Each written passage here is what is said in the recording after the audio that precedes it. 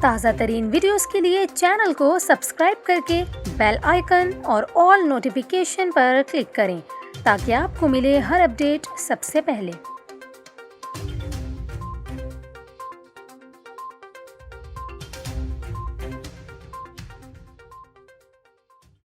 السلام علیکم ناظرین، ابھی آپ کو بتائیں کہ محکمہ موسمیات نے اسلام آباد کے پہاڑوں پر برف باری کی پیشگوئی کر دی ہے۔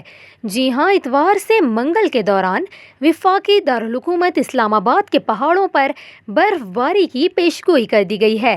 محکمہ موسمیات کے مطابق ملک میں سردی کی لہر میں اضافہ ہوا ہے۔ سال 2021 کی پہلی موسلا دھار بارش اور برف باری اتوار کی شام سے منگل کے درمیان تک اسلام آباد کے پہاڑوں پر ہونے کا امکان ہے۔ محکمہ موسمیات کے مطابق اتوار کی شام سے مغربی ہواؤں کا ایک سلسلہ ملک میں داخل ہوگا جو موسلا دھار بارش اور برف باری کا سبب بنے گا۔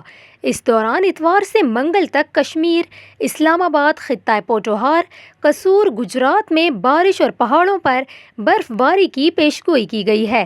پیر سے منگل کو اس سلسلے کے تحت گلگت بلتستان، دیر، سوات، کرک کے پہاڑوں پر برف باری کی پیشگوئی کی گئی ہے۔ محکمہ موسمیات نے خبردار کیا ہے کہ موسلا دھار بارش سے پہاڑی علاقوں میں لینڈ سلائڈنگ کا اندیشہ بھی ہے۔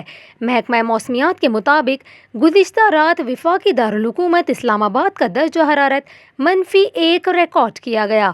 سب سے زیادہ سردی اس طور میں پڑی جہاں درجہ حرارت -15 ریکارڈ کیا گیا۔